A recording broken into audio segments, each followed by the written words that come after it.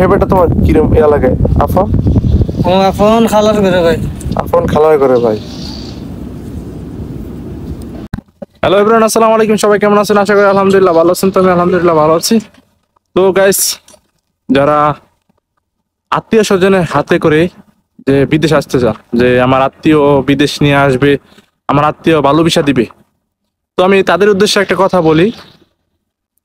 তো আত্মীয় স্বজন, আপনি যতই আত্মীয় স্বজন থাকুক না কেন, যে খালাতো ভাই, চাচা,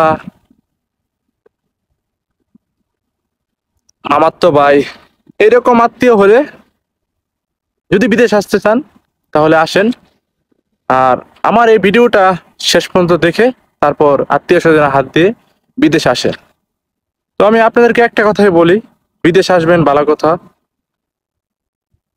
ভালো ভিসা দেখবেন, সবকিছু ভালো দেখবেন, তারপর আপনি ভালো কাজ পাবেন না, তাদের কোনো কথা মিল পাবেন না। তারা নিয়ে আসবে আপনাদেরকে এক কথা বলে, তারা আপনাদেরকে দিবে অন্য কাজে, বলে আসবে ভালো কোম্পানি, খাওয়া থাকা নিজের অথবা খাওয়া থাকা কোম্পানির, বলে আসবে 8 ঘন্টা ডিউটি, বলে আসবে বৈশা বৈশা কাজ করবা, অথবা ক্লিনিং কাজ করবা, অথবা বিভিন্ন যেগুলো কাজ আছে সৌদি আরবে, বিভিন্ন কাজের কথা বলবে। তো আমি আপনাদেরকে একটা কথা বলি, সৌদি আরবে আসলে আমার এই ভিডিওটা শেষ পর্যন্ত দেখবেন, দেখে তারপরে যদি আপনার ভালো লাগে, আমার চ্যানেলটা নতুন, চ্যানেলটাকে সাবস্ক্রাইব করে সাথে থাকবেন। আর আরো ভালো ভালো ভিডিও পেতে আমার চ্যানেলকে সাবস্ক্রাইব করে বেল আইকন টিমটা অন করে রাখবেন, যেন সবসময় আপনি আমার ভিডিওটা পেতে পারেন। আর আমি যে বাইরের সাথে ভিডিওটা করছি, তো বাইরের ভিডিওটা শেষ পর্যন্ত দেখবেন। বাইরের এক আত্মীয়, সেই অনেক আত্মীয় স্বজন, নিজের আত্মীয়, তারপরও তাকে এমন এক ভিসা দিছে বলার বাইরে ভিসা। এখন সে মডুলের কাজ করতেছে, যেটা সৌদি আরবে সোলার প্যানেলের কাজ করতেছে। আর আপনারা তো জানেনই, যারা সোলার প্যানেলের কাজ করে অথবা কনেকট্রেশনের কাজ করে, যারা ফ্রি ভিসা কাজ করে, তারা কত কষ্টে আছে। তো আমি আপনাদেরকে একটা কথা বলি, ভালো ভিসা আসবেন, দেখে শুনে আসবেন, যত আত্মীয় স্বজন হোক না কেন। আপনি আজকে বিশ্বাস করবেন বাস্তবতা কাকে বলে, আপনি সৌদি আরবে আসেন অবশ্যই বুঝতে পারবেন বাস্তবতা কাকে বলে। তো আপনি ভিডিওটা শেষ পর্যন্ত দেখেন, এই ভাইটা কি বলে। হেবেটা তোমার কিরম ইয়া লাগে আফা? ও আফন খালার করে ভাই। আফন খালার করে ভাই। আর কি কইছে পাইটি আছে ইয়া? মানে কইতেছে আমার কইতেছে বিদেশ যাইবি নি, আমি কই বিদেশ খেলা নিব তোর ভাই। আমাকে ভিসা আছে, ভিসা কিছু ভালো একটা ভিসা আছে, সে জায়গা আমি কই যাইতাম। তো পাসপোর্ট না হয়, কালকে টাকা দে, তুই কই পাসপোর্ট করে শালা কইতে দিরি টাকা দিতে দিরি না, কালকে টাকা পাইছি সব রেডি আছে। তোকে গিয়া পরে তার সাথে বড় ভাইয়ের সাথে ফোন দিয়ে যোগাযোগ করতে, খালি আর্জেন্ট, সবকিছু আর্জেন্ট, চালো চালো। 15 দিনের টাকা, 10,000 টাকা দিচ্ছি পাসপোর্টের দেয়, তো 15 দিনে হয়ে গেছে আর্জেন্ট পাসপোর্ট। 10 বছর লাগি পাসপোর্ট করলাম, সব পাসপোর্ট জমা দেখা একখান ট্রাভেলসের নাম হয়েছে, ওই ট্রাভেলস হয়ে গেছে, পাসপোর্ট জমা দিয়েছি 1 মাসের ভিতরে, যারা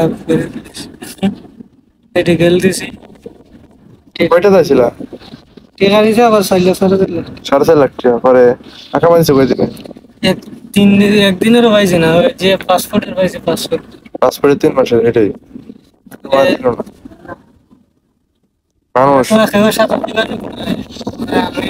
মানে ওই একসাথে যে আইছি, সেও আমার লাগানো পরিস্থিতি বুঝি, তার যে কোম্পানিতে থাকছি ওই কোম্পানির বুঝি লোক আছিল, পরে হ্যাঁ এই কোম্পানিতে কাফেলা হয়েছে।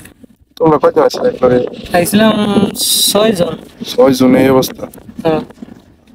পরে আমি আছি রিয়াদ, হ্যাঁ আয় করছে জেদ্দা।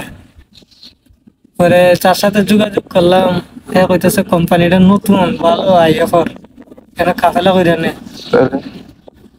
বেতন দিয়া দেয় প্রতি মাসের 25 তারিখ। আসলে প্রতি মাসে 25, যে মাসে আইসে আইয়া কাজ করছে 25 তারিখে স্যালারিটা দিয়া দিছে।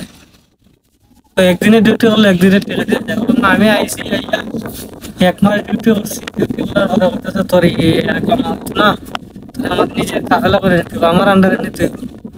10-15 দিন বইয়ে রইলাম ক্যাম্প, খাওয়াইলে খাওয়াইলে সব কিছু টাকা পয়সা দিতে যায়। পরে হের আন্ডারে নিচে নেওয়ার পর থেকে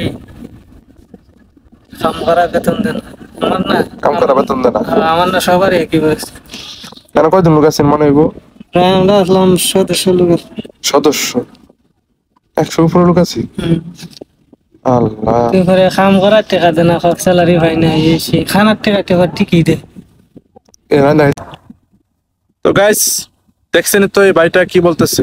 এই ভাইটা যা বলতেছে সব সত্য বলতেছে। আরো কথা ছিল, অনেক কথা, তো আমার মোবাইলটা অফ হয়ে গেছিল, তো আমি আরো ভিডিও করতে পারি নাই। তো অনেক কষ্ট কথা বলছে আমারে।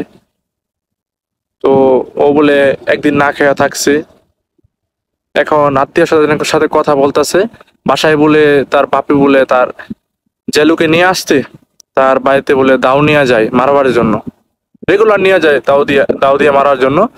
তারপরে অনেক কিছু হইতাছে, তার নামে কেস করা হয়েছে।